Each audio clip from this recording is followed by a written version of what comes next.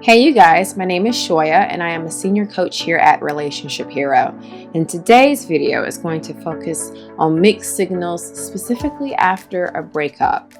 So, the worst thing has happened, right? You and your partner are done and you are devastated and you are trying to entertain the idea of moving on and taking those next steps, except your partner keeps texting you, or they call and check up every now and again, or they occasionally like that post on Facebook or that post on Instagram, and you can't for the life of you understand whether or not they are staying or going, right?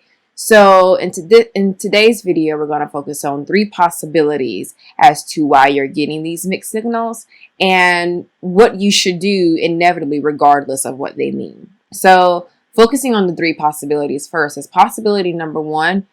They could not be over you, right? They could be having second thoughts about the situation. Sometimes the intensity of a breakup, people can say things that they don't mean, or one thing can lead to another, and then boom, everything goes to pieces.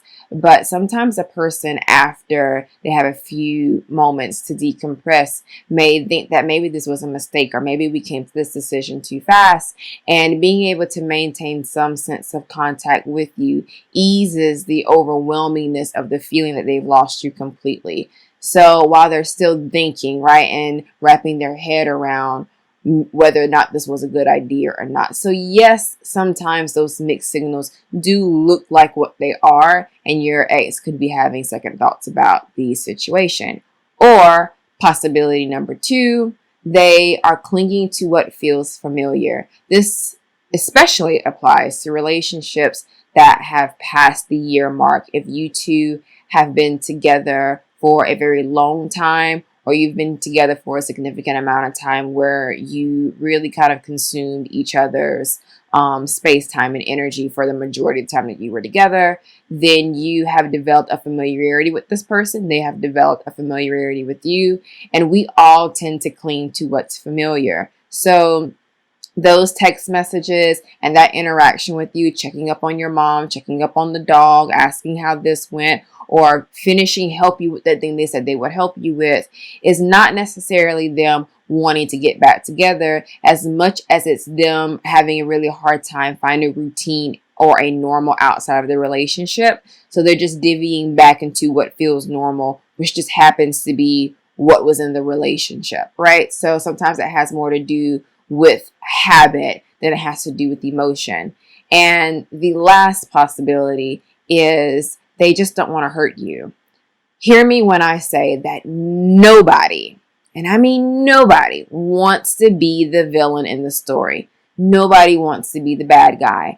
And sometimes if they feel like you took this breakup specifically hard or very difficult, their way of maintaining contact with you or checking up on you every few days or liking that post on Facebook is their way of trying to assess that they still like you as a person, and they still care about you, and you still mean something to them. They just don't want to be in the relationship. So they're almost trying to let you down lightly or give you this opportunity to detach slowly versus being the bad guy altogether, where they just kind of blow up, I'm done, and disappear. Right? They don't like the idea of being the villain in your mind, because sometimes people can still value you as a person and not want to be in a relationship, because that's a completely separate thing.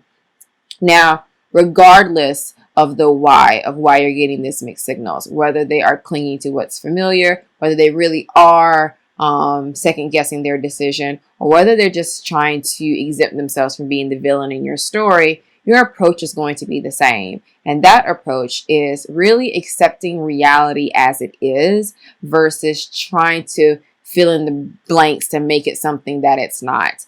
I know it's really, really hard to exist in the limbo space of hopefulness and hopelessness. Should I be angry or should I be hopeful? How hopeful should I be? Was it this or was it that? There's so much gray area, and there's so many blank spaces that we can sometimes fall victim to our own narratives.